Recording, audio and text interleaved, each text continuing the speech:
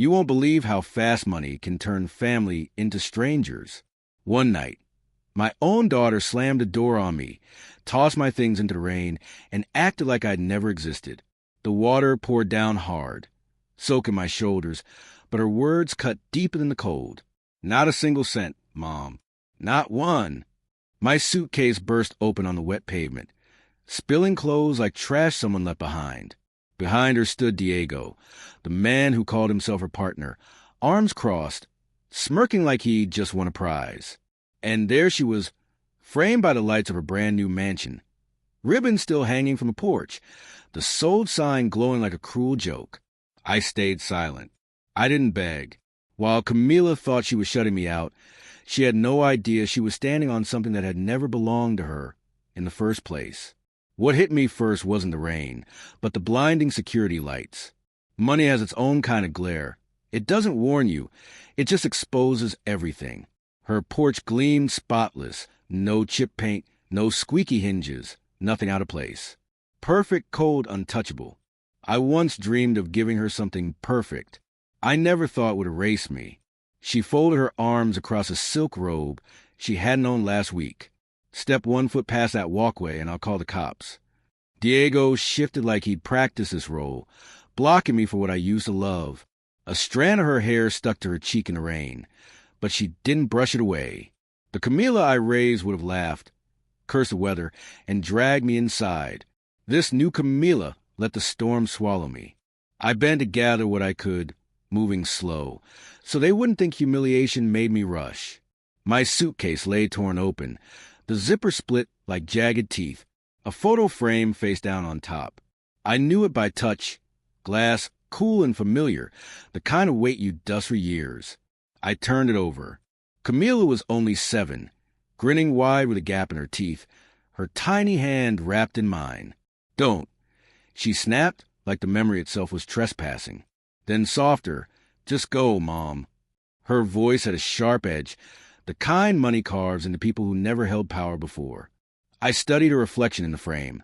The girl I once walked to school had learned to look down at me from her doorway and call it a boundary. I'm going, I said, steady, no tremor. You don't get to take what I paid for, she replied, nodding at my luggage as if I'd stolen from her credit line. Diego chuckled, ribbons from the railing whipping the wind, clapping like an audience that saw this coming long before I admitted it. Don't worry, I said quietly. I'm only taking what's mine. Maybe she thought I meant socks and shirts. I meant something else entirely. The storm slapped a realtor's flyer against the mailbox, glossy with the photo of her mansion glowing at sunset. Camila's favorite phrase echoed in my head. Starting fresh. Fresh without me. People never say the word without. They just throw your life onto the curb. She threatened the police again, but this time her voice dropped lower, as if she didn't want the neighbors to hear her repeat it. You don't have to, I told her. We're finished here. I stuffed the photo back in the suitcase, forced the broken zipper shut with my palm, and dragged it across the sidewalk. The wheels caught in a shallow trench where rainwater ran like veins. Diego sneered, flashing that oversized gold watch of his, the kind made to sparkle, not to tell time. It gleamed cheap, like a coin you bite only to taste tin. I heard her, I said. She made herself clear. He smiled like he'd won.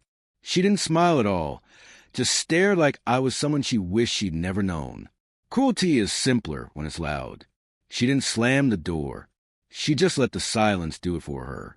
I stepped back. The puddle under me felt like a hidden drop-off, like when shallow water suddenly plunges deep. My shoes filled with rain, cold as stone. Mom, she said, and for a second, her voice sounded like the girl she'd been at 15, not the hardened 35-year-old in front of me. Don't make this harder. I looked past her, through a hallway filled with catalog-perfect lamps.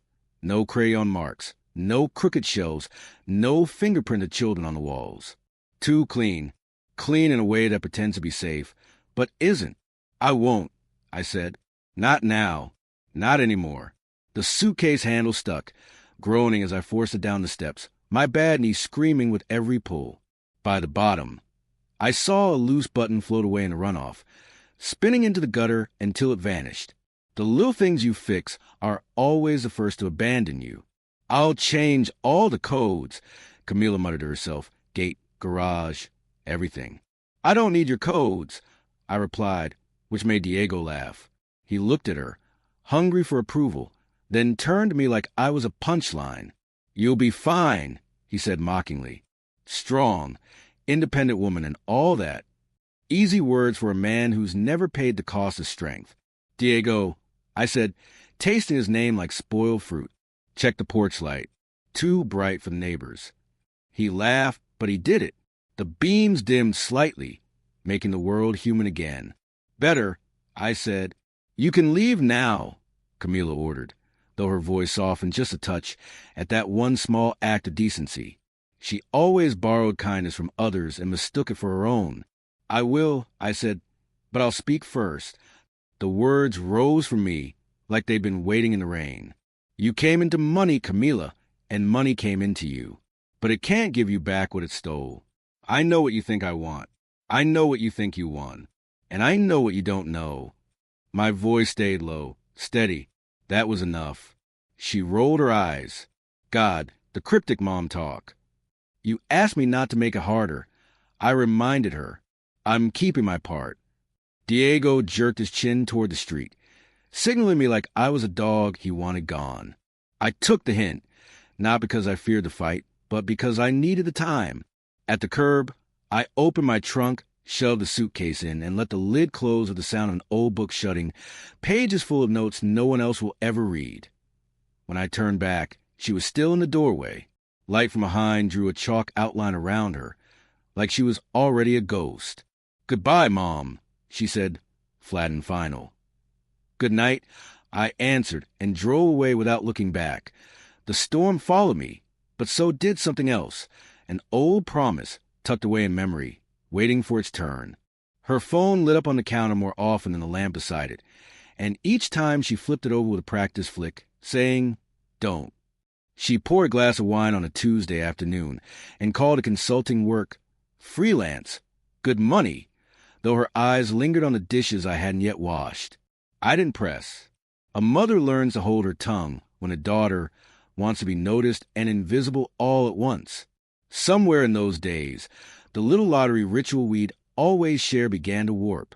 She used to laugh at the numbers, clap her hands like a child when the machine spat out the slip. Then she started scrolling her phone in line, offering numbers like she was reciting lines, not making wishes. We should use birthdays, she'd say, but only hers and the boys', never mine. She folded the slips into her pocket, as if any paper became hers the second she touched it. That's when I started signing the backs right there in the car. Not out of distrust, but out of habit. Thanks to an old woman at the bank who once told me, always put your name where it belongs before anyone else does. Tom, who manned the evening shift at the Route 18 station, once leaned across the counter and told me with a kind smile, people lose luck more often than they win it. Best to sign right away. Cleaner later. I laugh at the phrasing, but I listen. Habits matter. They save you long after hope runs out. Still, there were weeks Camila forgot altogether. We'd skip the station, rush between errands, or she'd declare she wasn't in the mood. I didn't argue.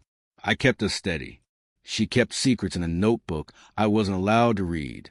That's how we lived, like a house with new paint covering old cracks. She'd turn requests into commands so easily. Could you pick up the boys? Became you'll get them. Would you mind covering the electric bill? Became they'll shut off if you don't. She promised me something important was coming, then waved me off with, you wouldn't understand. Maybe you've heard that tone before, childish and adult all at once. It stung, but I swallowed it. There was a Sunday when she said she'd handle dinner. I came home from church to find cold takeout on the counter, receipts I didn't recognize, and two little boys gnawing popsicles because the scissors had disappeared. Camila strolled in later with a new blouse and only mentioned we were out of dish soap. I washed plates with shampoo, humming the hymn I'd sung that morning, because sometimes prayer is all that makes work bearable. Another night, when her credit score crumbled, I put a deposit on my card to keep the internet on. I told myself it was the last time, the way good people lie, when they need courage for later. She hugged me then, called me her rock. I imagined a future where she'd say that with pride, not relief. Once, we sat on the back steps drinking tea while the boys argued over a broken dinosaur toy. For a moment, she leaned on my shoulder like she used to. "How did you keep going?" she asked. I said the only honest thing. "Practice, pick a good habit, and keep it until it keeps you."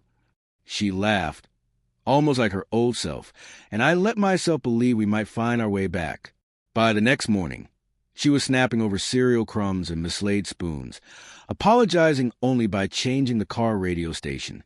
"You're fine," I said. "I know," she answered, words that don't taste like forgiveness. Soon Eddie's name slipped into the boys' mouths, repeated like a cartoon catchphrase. Eddie says rockets are tall matchsticks. Eddie says pizza needs pepperoni. I asked who Eddie was. Camila laughed too quickly, calling him just a friend, then told me not to be weird. The boys made pancakes taste better by cutting them into triangles, and I learned again that a mother's worry is a key no one gives back. Camila started posting photos of sunsets, shoes, lattes, captions about new beginnings, about being blessed, as if life had suddenly been rewritten without me in it. She began calling me by my first name when she wanted to prove she was grown. "Elena," she said once, not Mom, and the sound of it struck sharper than any insult. Still, our last good conversation was simple, about nothing, and that's what made it precious. Then things shifted again. She left sticky notes on the fridge with clipped words, came home smelling of places I'd never been invited to, closed doors with her phone pressed to her ear. "Don't worry about it," she'd say, erasing my questions with a phrase that sounded like comfort but wasn't. Nights grew quieter, her posts louder. She told me she was chasing something big. I asked what. "It's complicated," she replied. "You wouldn't like it." One day, the local news announced a winning ticket sold nearby. Camila barely blinked, her phone already in her hand. Later, she came home with a bag of lemons, claiming she found a recipe that would change how we thought about chicken. We never cooked it. The lemons softened in the fridge, forgotten, like everything else she didn't finish. Weeks blurred. I found myself awake at 3 a.m., staring at the drawer where I kept receipt stubs and slips that most people threw away. I didn't open it then. I knew the moment had to mean something, not just pass the time. But the truth waited patiently in that drawer, breathing with the quiet weight of paper. When Camila finally admitted she had big news, her words were bright, too rehearsed. She told me not to ruin it. I told her the truth is patient, thorough. She called me weird and hung up. That's when I began laying out my proofs, receipts, notes, the habit of signing first, that of ink before the E on my name, a breadcrumb I didn't know I'd left. She thought she was erasing me. She didn't realize I'd already written myself into the story. Heather's world looked shinier online than it did in reality. Scrolling through her stories, I watched her glide past rows of handbags, captioned with words that weren't hers. "Queens don't ask, they take." Eddie's arm made a cameo, pointing at a price tag like he was planning a wedding date. The shop attendant in the background wore that particular half smile, half customer service, half understanding exactly which card was paying. My chest didn't cave. It set itself down neatly. There's a moment when gathering turns into arranging, when fear leaves and work begins. I pulled the old plastic file box from the closet, its handle creaking with the weight of years. Once it held tax returns and appliance manuals for machines we no longer owned, even a faded photocopy of my will. Now it needed a new folder. I wrote a single word on the tab, lottery. I didn't fill it yet. Naming a thing too soon tempts recklessness. I placed the folder on top, like a vow waiting for proof.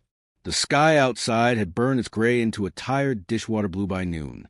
I made myself fry an egg, because eating is a discipline, not a feeling, and scribbled a to-do list between bites.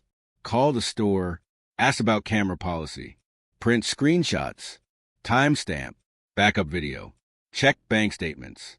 And the final line, underlined twice, do I have the photo? People laugh when I tell them I snap pictures of receipts, but people laugh at habits that save you later. I open my gallery, past the boys in Halloween capes, past a casserole that never lived up to its recipe picture. There it was, a crooked photo of my fridge from 2 Tuesdays back. Between a clover magnet and a yellow smiley, a little rectangle pinned under glass. You could see the numbers clear, and on the back, a corner of ink where my pen bled into the paper. That before the M. I printed it. Cheap ink straining to keep faith with memory. I wrote the date in pencil. March 17th after purchase. A document doesn't need a speech. It just needs to exist. At 1 o'clock, someone knocked. 3 polite taps. Through the peephole stood Tammy, balancing lasagna in a Tupperware. "Don't say no," she insisted when I opened the door. "My aunt will haunt me if I waste food." I let her in. She saw the paper spread across my table, but didn't pry.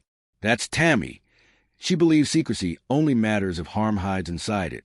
While the microwave hummed, she talked about her knees, those sleeves they advertise on late-night TV.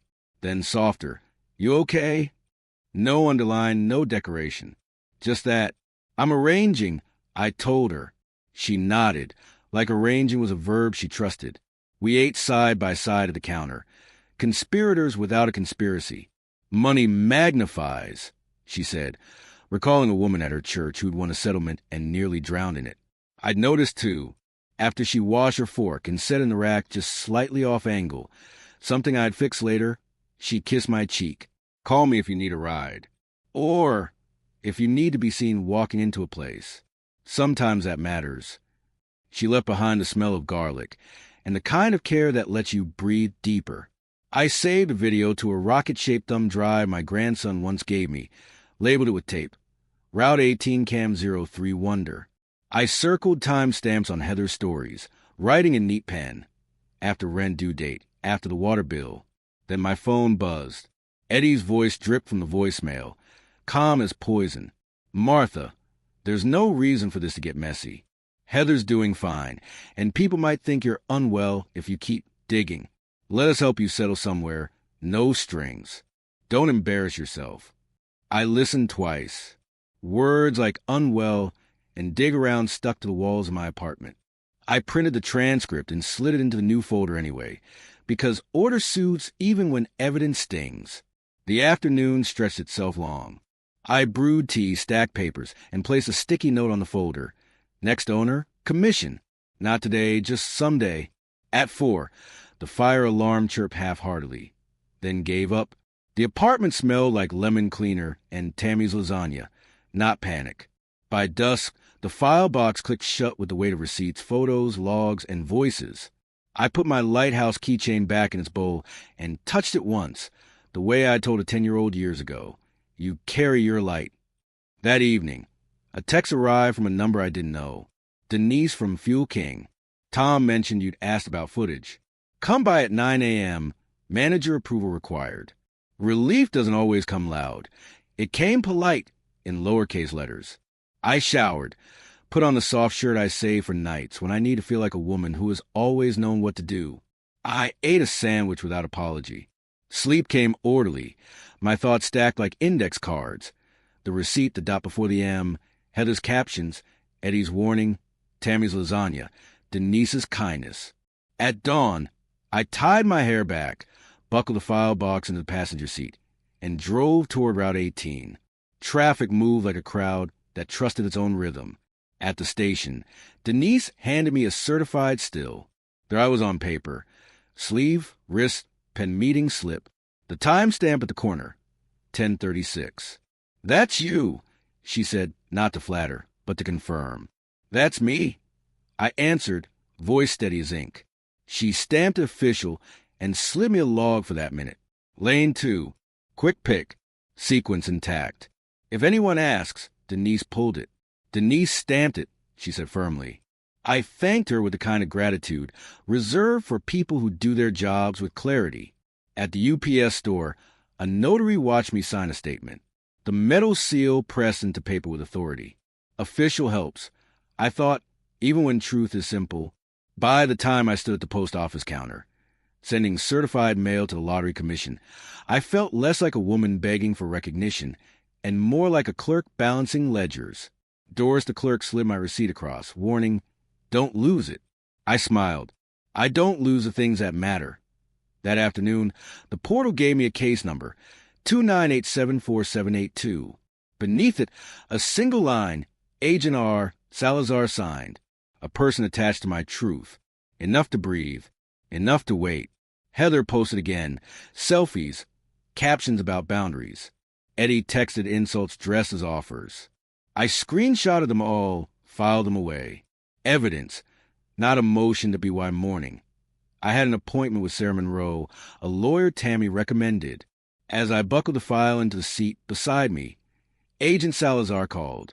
Calm voice, steady. A hold had been placed on Heather's claim pending verification.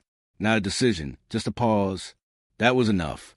When I stepped into Sarah's office, file on my lap, the wall above me read, Facts are stubborn things. For the first time in weeks, I let myself believe stubbornness could be my ally.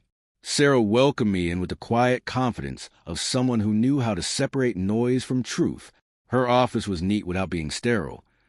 Paper arranged in ways that suggested each sheet already knew where it belonged. She set a legal pad between us, drew a firm line down the middle, and said, 10 sentences, not 11. Just tell me what happened. So I did. I listed it like beads on a string. March 17th, 10:36 a.m., Route 18, quick pick. I signed it right there at the counter. The clerk could confirm. Denise stamped the still from the camera. Tom printed the log. I had the receipt. The photo on my fridge under Clover magnet. Even the dot where my pen pressed through the paper. Everything notarized, mailed, and filed.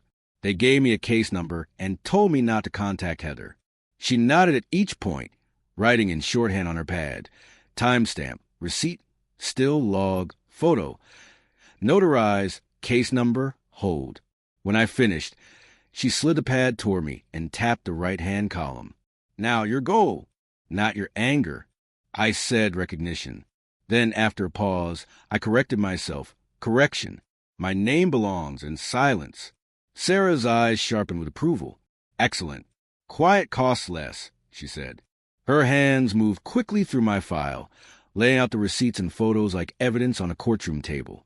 She asked about chain of custody, and I explained. Denise had pulled the still herself. Tom had the log. Perfect.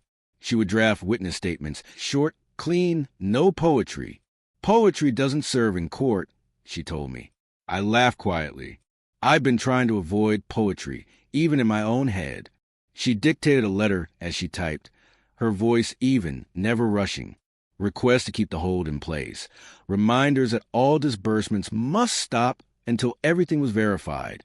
We'll also send preservation letters, she said, glancing up, to Heather's lawyer if she had one, to her directly if she didn't, and to any company connected to her new spending, the realtor, the dealership, even the boutique that had posted her under a neon crown. Preserve all communications, posts, images, and videos. If they vanish later, we asked the judge to assume the worst about what they would have shown. She explained it without drama, like she'd said it to 100 clients before me. Preservation. I repeated, tasting the word. It felt clean, like putting something on ice before it spoiled. We discussed the house. I'd seen Heather's photos. The ribbons, the marble foyer, the sandals on the listing flyer. Sarah underlined it all and said she'd notify the brokerage and title company. If funds were in dispute, escrow couldn't release. Then the car, likely a lease. Finance companies fold under holds like cheap umbrellas. But she warned me, we don't chase. We let them come to us. We stay lawful. We stay quiet. I nodded. Silence had been my companion for years. It felt good to put to work.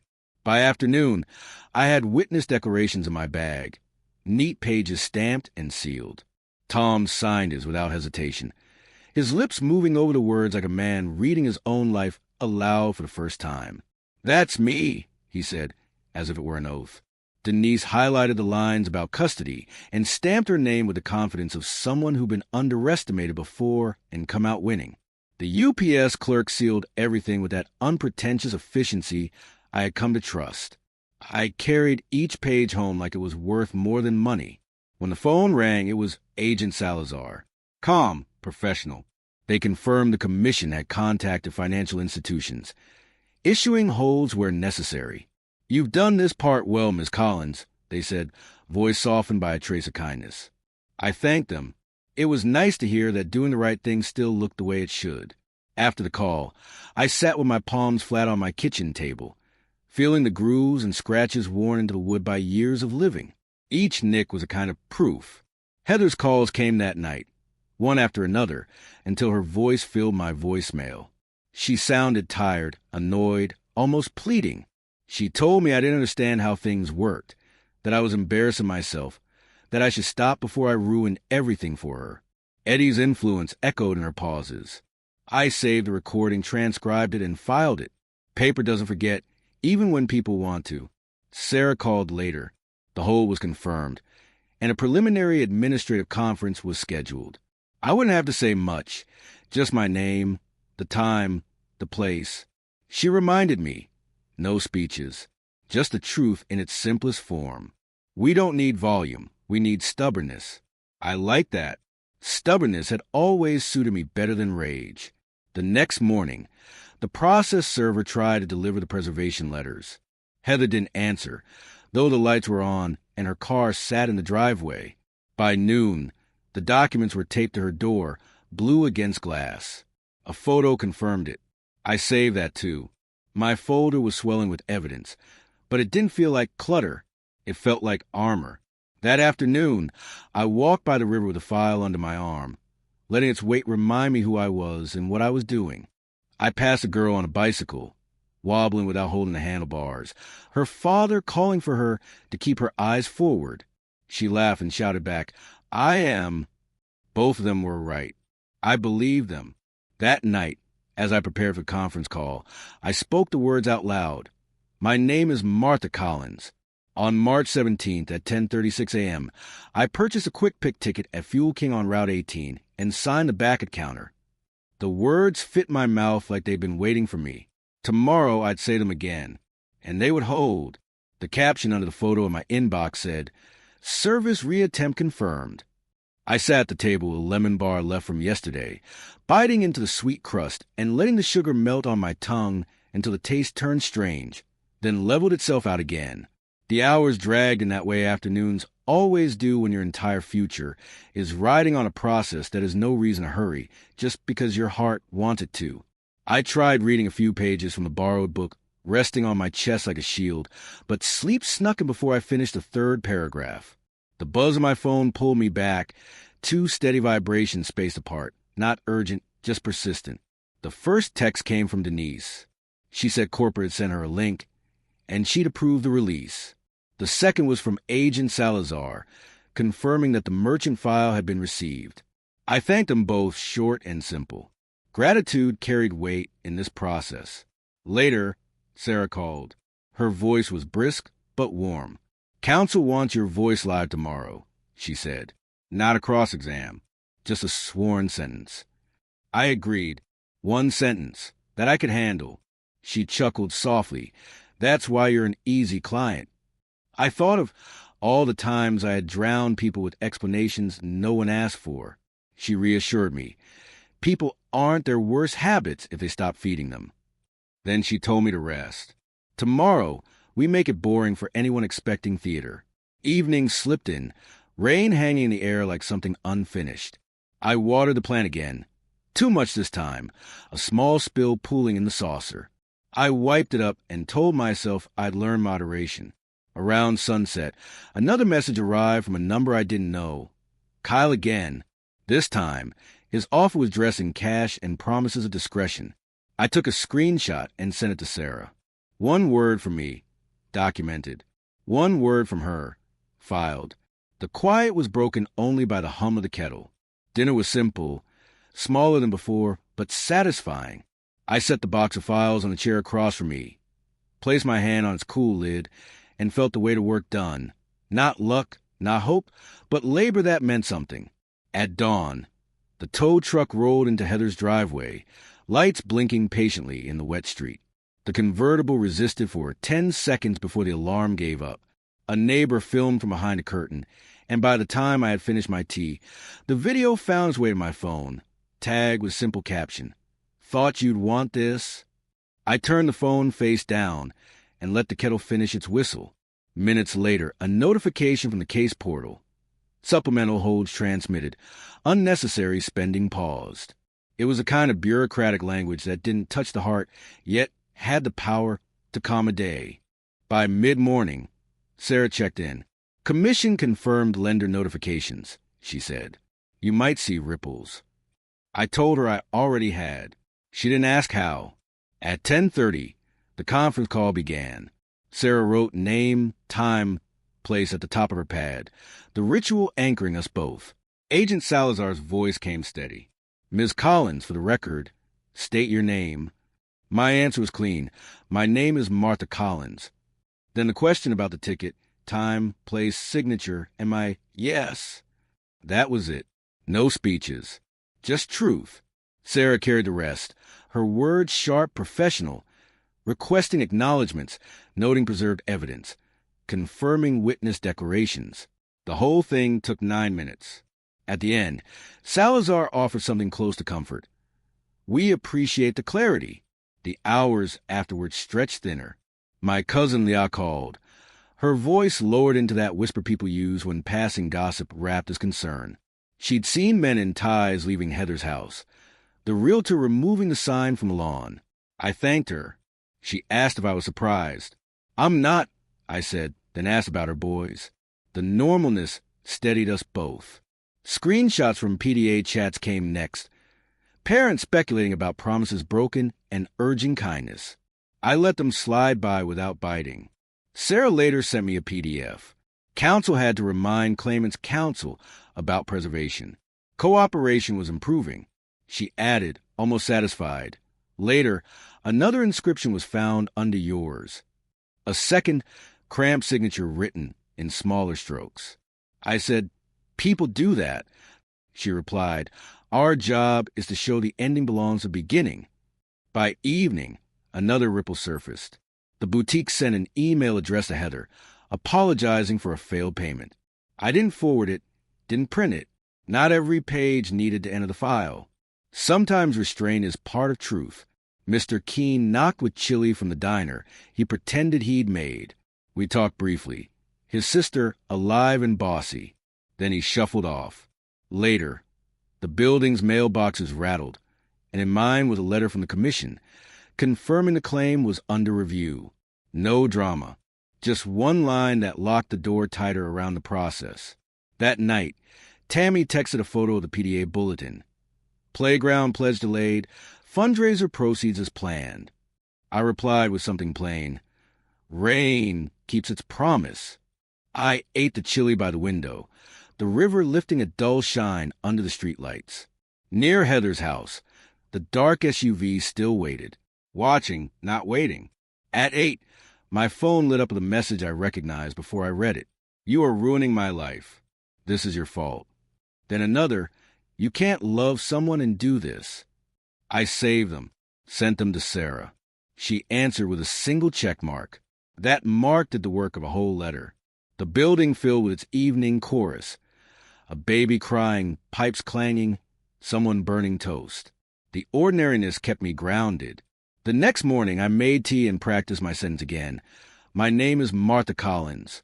March 17th, 10:36 a.m., Route 18. The faucet listened without complaint. Later, Salazar called. A short update. Vendor certifications added, custody confirmed, public notice to be issued. No names, just acknowledgement of the hold. By noon, the news carried it. Big win under review. The anchor's voice careful not to accuse. Cameras lingered on the Fuel King, catching strangers buying sodas, posting letters, wiping counters. Life unbothered. Messages flooded my phone. Church friends, co-workers, cousins. Is this you? Hope you're okay. If it's about Heather, call me. I answered only 2 with, thank you, I'm okay. The rest I left untouched. In the afternoon, Heather's neighbor posted a photo of the mansion. Blue tape on the glass. Dead grass rectangle where the sign had been. A pair of heels abandoned on the porch. Comments multiplied like weeds. I read none. Not everything is mine to carry. Instead, I dropped off plastic eggs for the school fair, small colors wrapped in a paper bag. The receptionist didn't ask for gossip, only the classroom number. By dusk, Tammy brought casserole. "Who has time?" she said, pushing past the door. We ate together, trading 3 facts and 2 jokes. She looked at me and said, "Some people think strength is noise. You're bad news for their theory." I smiled. Quiet runs cheaper. Later, my phone buzzed with names I didn't want to read. I turned it face down and let the silence win. The next morning brought a brown envelope with another copy of a form I already had. "For your paper file," the note said. Paper made things real. By midday, Sarah called. "No fireworks." We wait. I smiled at the ceiling. "Beautifully boring," she called it. That night, Tammy's grandson left me a voicemail about a paper rocket. It goes far if you don't throw it too hard. I sat listening, imagining the little triangle flying across a room without breaking anything fragile. Outside, clouds gathered over the river, deciding whether to let go. Inside, I held my cup, warmth seeping into my hands. Somewhere else, a clerk recited a case number in a voice that would never make the news. Somewhere else, a courier left an envelope that would curl at the corners in the damp. Here in my kitchen, I whisper my sentence again. My name is Martha Collins. March 17th, 10:36 a.m., Route 18. The red light of the recorder was waiting. The room smelled faintly of carpet glue and new binders. A secretary with a stack of forms bigger than her arm turned down the volume on a wall clock that ticked as if it wanted attention. Agent Salazar sat across from me at the table, a slim folder open, his pen poised like a conductor refusing to let the orchestra get ahead of the score. Sarah sat to my left, her legal pad aligned with the table's edge, the top line already printed in her block hand: name, time, place. "Please raise your right hand." The clerk said.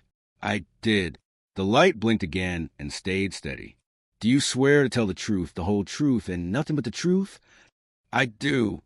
"State your name for the record." "My name is Martha Collins." "Ms. Collins," Agent Salazar said, his voice as even as it had been on the phone.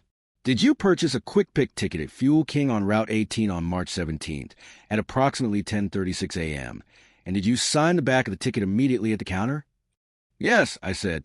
"I did." "And do you habitually sign tickets immediately upon purchase?" "Yes," I said. "I learned to do that from the cashier there years ago. It prevents confusion later." A quick glance at the clerk, then back to me. "Do you recall the writing instrument you used?" I reached into my purse and set a pen on the table, the cheap blue stick I buy in packs because I don't like depending on the last one. The cap bore a tooth mark I refuse to be ashamed of. "It would have been one like this," I said, "from my bag." They examined it like it had a degree in honesty. "Understood," the agent said, and the pen went back to being just a pen. "The commission has received your metadata summary for the photograph you took of the front of the ticket that day," he continued. "We have also reviewed the merchant's raw video. For the record, the vendor confirms chain of custody. Logs show no deletions. There was an unauthorized attempt to access the file 2 days after your submission. It was blocked by default." Sarah lifted her eyes to me and set them back down. She didn't need to say, "We expected this." The room had already heard it. "Do you have anything you wish to add?" Salazar asked. I thought of all the years I'd learned to add words where they weren't wanted. "Only that I want this done correctly." I said quietly. They nodded once, as if quiet were a language they spoke, and clicked the recorder off. The red light went dark with a small, satisfying snap. In the hallway, Sarah pressed the elevator button with the economy of a surgeon. "That's it," she said softly. "Simple as hard. You made it look easy." "It wasn't," I said. "I know." She smiled with the part of her mouth that doesn't give it away. "Now we let them do their job." Outside, a city bus sighed at the curb, letting off passengers who all looked like they had remembered a chore at the last second. I boarded and took a seat near the front. The file box buckled beside me like a quiet child. We passed the Fuel King, and through the window, I saw Denise leaning over the counter, talking to a man holding a lottery slip like confessional. The chain on the pen swung once, twice, then stilled. Back home, I set the pen I'd carried for the interview in the green bowl with the lighthouse keychain. The two made a tiny metal sound that felt like proof you don't have to perform. A message lit my phone. Administrative note. Interview complete. Next step, internal verification. I breathed it like a weather report. Not sunshine, not thunder, just a front passing on schedule. By lunch, the neighborhood had done what it does when it senses a story walking past without eye contact. A man at the deli held the door for me. "You're Ms. Collins," he said. Not quite a question. Lori told me to say, "We're rooting for you." "Thank you," I said and meant it. He passed me a small bag with more napkins than one person needs. That's how people armor you when they have nothing else to give. On the way home, my phone trilled with a number I didn't know. "Ms. Collins," a man said, his voice unctuous with concern rented by the quarter hour. "I represent Ms. Collins's daughter informally. We believe there's been a misunderstanding, possibly a gift situation. We'd like to share an affidavit that clarifies intent."